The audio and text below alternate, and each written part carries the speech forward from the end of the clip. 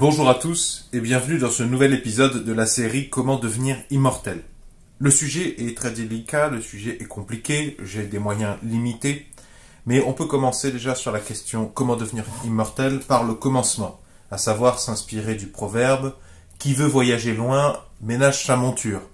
Le problème de la question de l'immortalité, je l'ai déjà expliqué dans des épisodes précédents que vous trouverez dans la playlist dans la description, j'ai déjà expliqué comment je sais que l'invention de l'immortalité, les différentes méthodes, les différents outils techniques, industriels, technologiques, sont inévitables dans l'histoire de l'humanité. Ce n'est pas une question de est-ce que ça va avoir lieu, la question c'est de savoir quand est-ce que ça va avoir lieu, et plus précisément, ça nous arrangerait que ça ait lieu avant notre mort, ou en tout cas avant un âge tellement avancé qu'il n'y aura plus grand-chose à sauvegarder. Je pense notamment à 80 ans. À partir de 80 ans, ça commence à partir sérieusement en barigoule. Alors, on va parler de la France, puisque nous sommes français. La société que je maîtrise le mieux, c'est la société française. Et je trouve que la France, sur bien des aspects, son industrie, son monde de la finance, son système, ses différents systèmes de santé, scolaire, militaire, se débrouillent bien. En France, donc, quelles sont les deux causes de mortalité?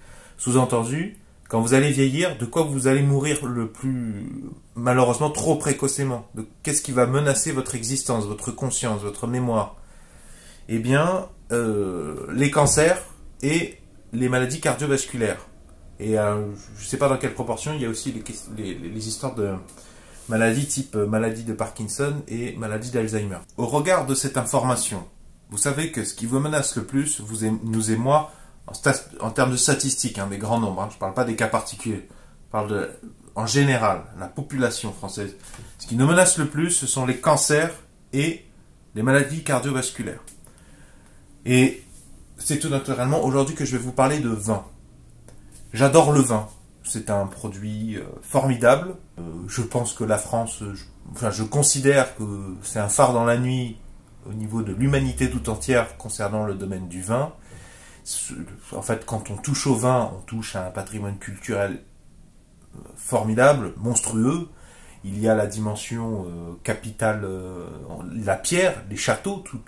Quand on s'attaque au vin quelque part, dans l'inconscient des gens, moi le premier, on s'attaque au château, partout en France. Ce qui est une hérésie, on s'attaque au domaine viticole, parce qu'il n'y a pas que les châteaux, il y a beaucoup d'efforts, les gens qui travaillent dans les domaines viticoles travaillent aussi à la conservation des paysages, des patrimoines, des aires. Il y a plein de gens qui travaillent dans le vin, notamment à Cuers, je les salue, qui veillent à ce que quand une vigne décrépisse, quand elle n'est plus exploitée, elle est d'abord en jachère et puis elle commence à devenir un terrain vague, elle ne soit pas récupérée par le plan local d'urbanisme pour devenir des gratte-ciel ou des cités toutes pourries, toutes bétonnées. Il y a beaucoup d'activistes, entre guillemets, du vin qui vérifient est-ce que même si ces terres ne produisent plus de vin, ça reste un patrimoine de nature et que ça reste une zone de nature d'une manière ou d'une autre et pas un bloc de béton. Donc je disais, le vin c'est passionnant. Il y a plein de métiers qui sont liés au métier du vin, il y a plein d'écosystèmes qui sont concernés, mais toujours est-il que le problème, c'est qu'il est incontestable que le vin est un problème, est une menace sur notre santé. Le vin a un rôle important et est un des facteurs principaux les plus importants de ces deux causes de mortalité, les cancers et les maladies cardiovasculaires, comment on le sait, déjà par des mesures mathématiques. Alors, c'est difficile de démontrer la causalité en science, parce qu'on ne sait pas ce que c'est que la causalité, notamment parce que, de ce que j'en ai compris, je n'ai pas la prétention de tout savoir, mais nous ne savons pas ce que c'est que le temps ni l'espace, parce que déjà on sait que ça n'existe pas, l'espace tout seul n'existe pas, le temps n'existe pas non plus tout seul, ça ce sont des constructions sociales. Ce qui existe à la limite c'est l'espace-temps, mais pour déterminer qu'est-ce que c'est que la cause et qu'est-ce qui n'est pas la cause, déjà il faut isoler la chronologie, un déroulement chronologique de la causalité. C'est pas la même chose, c'est pas parce qu'une chose intervient après une autre qu'elle est forcément causée. Donc disais-je, ce qu'on sait dans l'état des connaissances scientifiques, c'est corrélation. On sait que plus vous buvez d'alcool, et même du vin, même ce produit extrêmement noble, qu'est le vin, extrêmement passionnant, plus vous avez de chances d'avoir des cancers et même des maladies cardiovasculaires. On a tous entendu, moi le premier, nos parents, nos grands-parents, qui qui, à table, ont passé des heures, quasiment à tous les repas, à nous expliquer que le vin, via les polyphénols, protège notre cœur. C'est des grosses conneries. Déjà, les polyphénols, en fait, le raisonnement qui est derrière ça, c'est que, alors déjà, ça ne s'applique qu'au vin rouge. Hein. Vin blanc, vin rosé. Déjà, si tu bois du vin de rosé, t'aimes pas le vin. Hein. Pour moi, les gens qui boivent du rosé, je leur parle même pas. Je ne viens pas me parler du vin et de ces sujets passionnants si tu bois du rosé. Va boire du coca, ça sera plus cohérent. Donc, vin blanc, champagne, tout ça, mes fesses sur la commode, il n'y a pas de polyphénol là-dedans. Et ensuite, le raisonnement qui consiste à dire que c'est bon pour le cœur et pour la circulation sanguine, ça n'a jamais été démontré en fait. C'est juste une estimation et pas des spécialistes en plus, hein, parce que il y a un des polyphénols qu'on trouve dans le vin qui s'appelle le restranol. Enfin, je vous affiche son nom maintenant, je me souviens plus lequel. On sait que cette molécule, elle a un effet bénéfique. Elle peut avoir un effet bénéfique sur la protection du cœur et du système sanguin. Mais ça n'a jamais été démontré que cette molécule telle qu'intégrée dans le vin, parce que le vin c'est quoi? C'est une solution aqueuse, il n'y a pas que des polyphénols, il y a plein de trucs là-dedans. Il n'a jamais été démontré en fait que ça avait un impact protection sur au niveau maladies cardiovasculaires. D'ailleurs, en quelques décennies, les Français, je crois qu'ils ont divisé leur consommation de vin rouge de moitié, et ben il n'y a pas eu une explosion des maladies cardiovasculaires. Donc ça ne tient pas la route. Statistiquement, même en tenant compte des améliorations et de l'avancée de la médecine, si vraiment ça nous protégeait des maladies cardiovasculaires, en diminuant notre consommation par moitié, les maladies cardiovasculaires auraient dû augmenter. C'est pas du tout ce qui se passe. Et donc je vous disais, aucun scientifique n'a démontré que le vin rouge n'avait d'effet positif sur le cœur. Par contre, il a été démontré que même des petites quantités de vin, c'est très mauvais pour votre cerveau.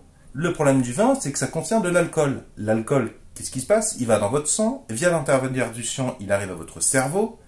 Et en fait, l'alcool, notamment, va se foutre au niveau des connexions de neurone à neurone, au moins. Il n'y a pas que ça qui se passe, mais notamment, il se fout aux interfaces entre des neurones différentes. Et en fait, ils interfèrent au niveau de ce qu'on appelle les synapses, soit en bloquant ou tout simplement la communication, parce qu'en fait, ce qui se passe au travers de ces connexions de neurone à neurone, c'est de l'information. Hein, toute cette information qui, notamment, agit dans le rôle de la mémoire, de la conscience, et nous, on essaie de trouver un moyen de devenir immortel, et aussi, accessoirement, de vivre en pleine patate, en bonne santé, le plus longtemps possible, pour pouvoir raccrocher les wagons, attendre que les industries et le milieu médical nous permettent de devenir immortels. Si vous détruisez, que vous niquez les neurones au seul prétexte, même si c'est délicieux le vin, de boire du vin, c'est quand même un peu con. Mais peut-être que vous ne pensez pas pareil, peut-être que vous dites que vous avez le droit de choisir la manière dont voulez-vous mourir et comment voulez-vous mourir, et je comprends tout à fait. J'ai moi-même un très bon ami qui fume shit sur shit, cigarette sur cigarette, c'est sa vie, je n'ai pas de jugement à apporter là-dessus.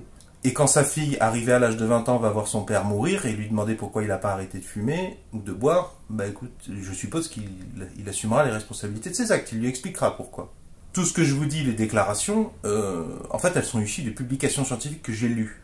Alors d'abord, je vais vous montrer le geste pratique à faire pour devenir immortel, et après, peut-être dans un épisode suivant, je ferai le détail sur les justifications scientifiques qui m'ont permis de venir à vous et de vous tenir ces propos, mais avant, tuto pratique.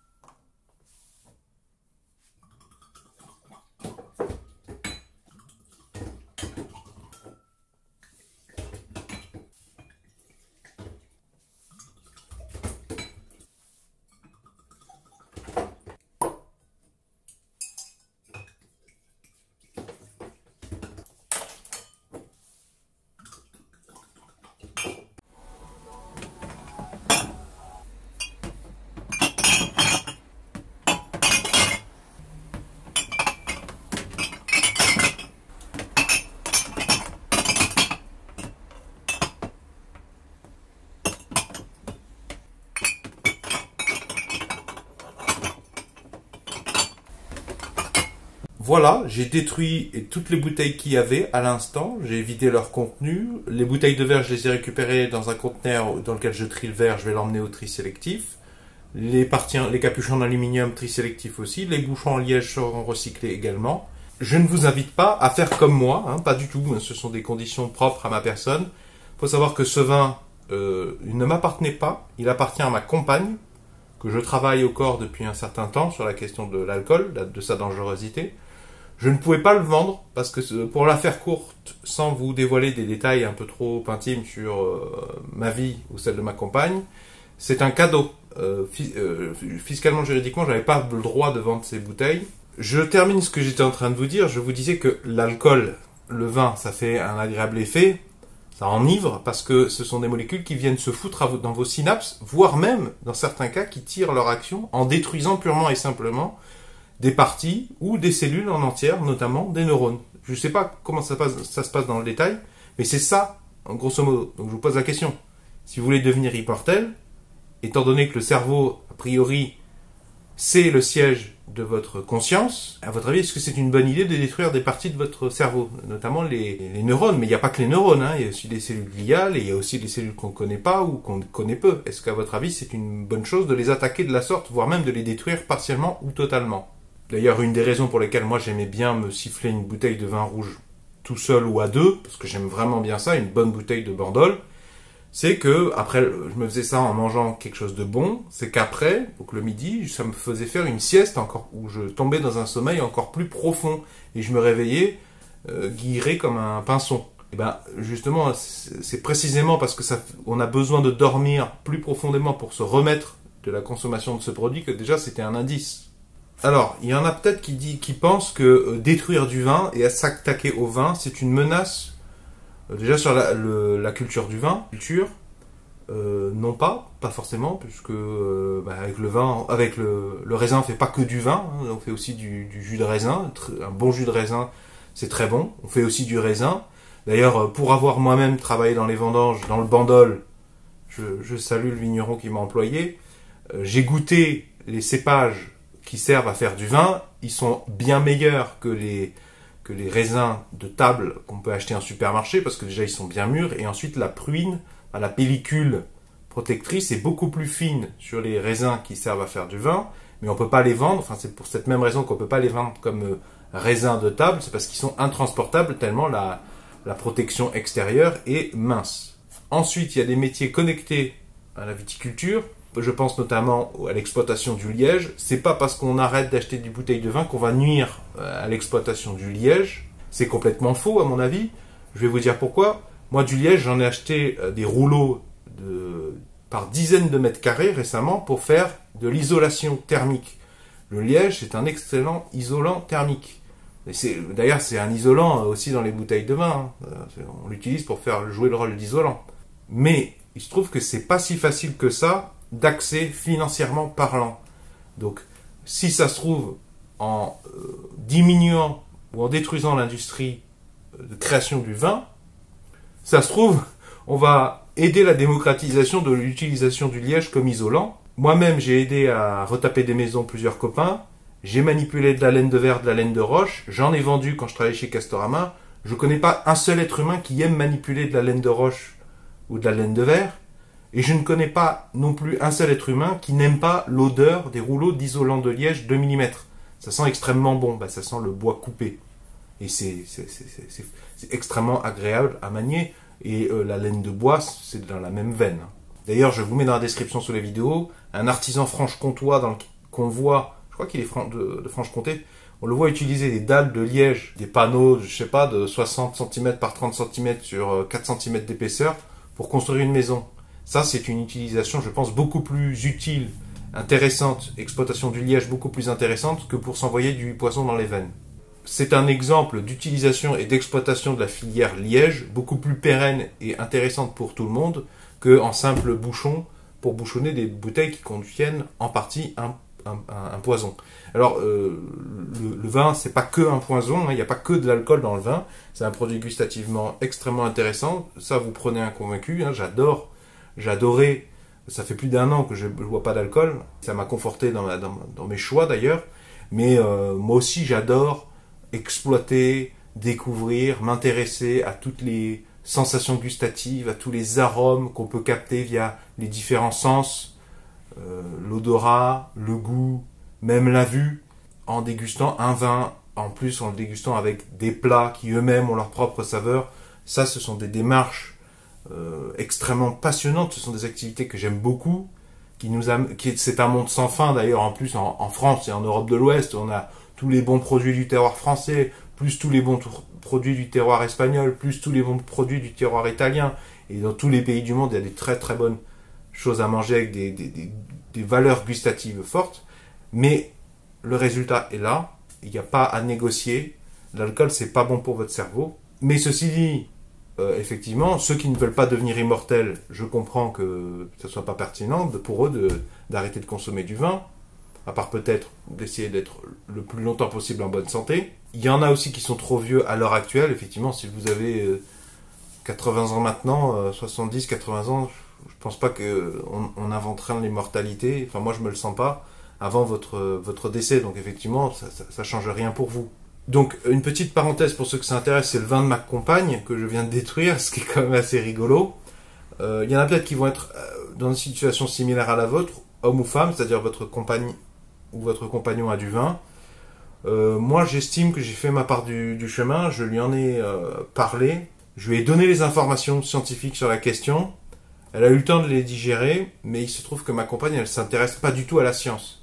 C'est le genre de personne qui m'envoie, hier par exemple, elle m'a envoyé les vidéos relarguées par la Navy américaine à propos d'OVNI, une vidéo qui a buzzé en 5 jours, qui a fait des millions de vues, mais en fait c'est une affaire extrêmement vieille, c'est un fake, et dans ma vie de couple, c'est souvent comme ça, elle me ramène des merdes dans le genre, des fakes, des trucs comme ça, des grosses merdes, et c'est toujours à moi de trouver des explications scientifiques. Donc il y a déjà cette répartition asymétrique d'un point de vue de la connaissance scientifique dans notre couple, à savoir que elle m'a d'une certaine façon confié les rênes de ce domaine. Il y a des domaines dans lesquels je suis nul, et c'est elle qui domine, et je lui délègue tout, et voilà. Et donc, dans ce domaine-là, le vin, je connais bien mieux qu'elle, parce que j'ai travaillé là-dedans, ça m'intéresse beaucoup plus, j'en buvais beaucoup plus qu'elle. La science, pareil, hein, j'ai un doctorat en sciences dures, pardon si ça écueille certaines oreilles que j'utilise le mot science dure, mais désolé, mais je trouve que ça se vérifie, hein. J'ai déjà travaillé avec des sociologues, franchement, des fois, je me pose des questions. Et je l'ai fait en son absence, parce que, en fait, il n'y a pas à discuter, les informations sont là, je les ai données. Alors, il y en a certains qui vont se dire, c'est pas bien de détruire le vin en son absence sans la prévenir. Parce que je l'ai pas vraiment prévenu, je l'ai pas prévenu, pas du tout prévenu. Enfin, je pense que je l'ai prévenu en un sens, puisqu'on a un fonctionnement clair. Moi, je vais pas la laisser continuer à détruire son cerveau. Et en plus, c'est des choses que j'ai déjà faites pour d'autres choses dans la maison, du même genre. Je préfère qu'on s'engueule une fois que c'est fait, plutôt qu'elle soit dans mes pattes. Et de toute façon, je pense que tous les arguments sont de mon côté, donc l'engueulade, non. Moi, si il faut ne pas se parler pendant une semaine ou 15 jours, il n'y a aucun problème, mais je pense que ça n'aura pas lieu, parce que de toute façon, je vais peut-être dire une grosse bêtise, mais je pense que les femmes, hein, je connais pas les hommes, parce que moi j'ai eu des rapports sexuels qu'avec des femmes, et des histoires amoureuses qu'avec des femmes, et j'ai vécu qu'avec des femmes, dans le cadre de relations amoureuses.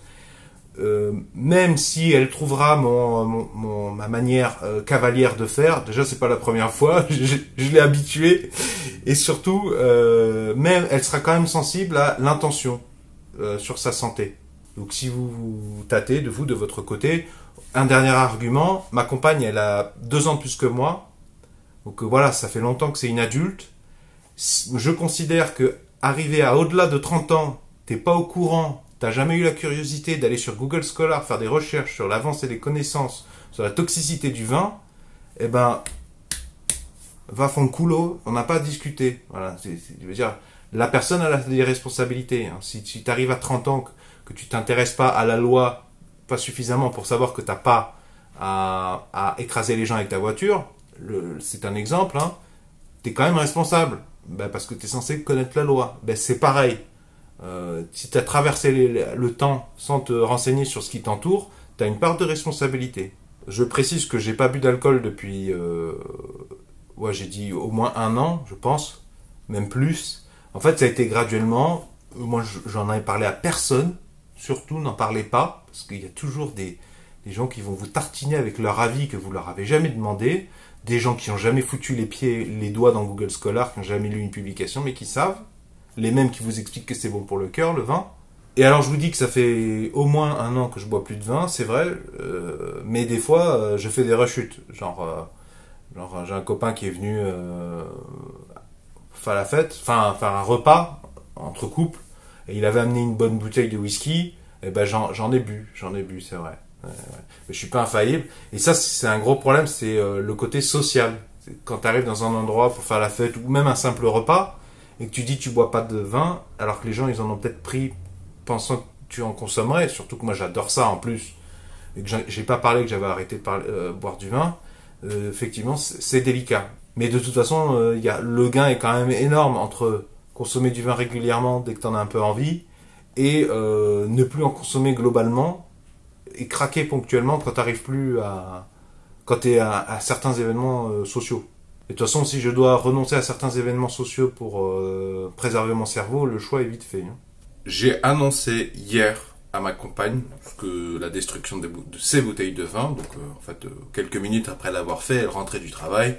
Je lui ai dit, écoute, j'ai quelque chose à te dire, d'un ton un peu solennel, d'un ton qui fait peur, parce que quand on te dit ça, ça peut aussi pour t'annoncer quelqu'un est décédé ou je vais te quitter. Elle m'a dit, mais c'est une bonne ou une mauvaise nouvelle? Et je lui ai dit, écoute, c'est une très bonne nouvelle pour moi, pour toi, peut-être un peu moins. Et donc je lui ai dit, cash, j'ai détruit toutes les bouteilles de vin. Et elle a super bien pris, en fait, elle a dit, ok, pourquoi? Et je lui ai dit, pour la santé, voilà.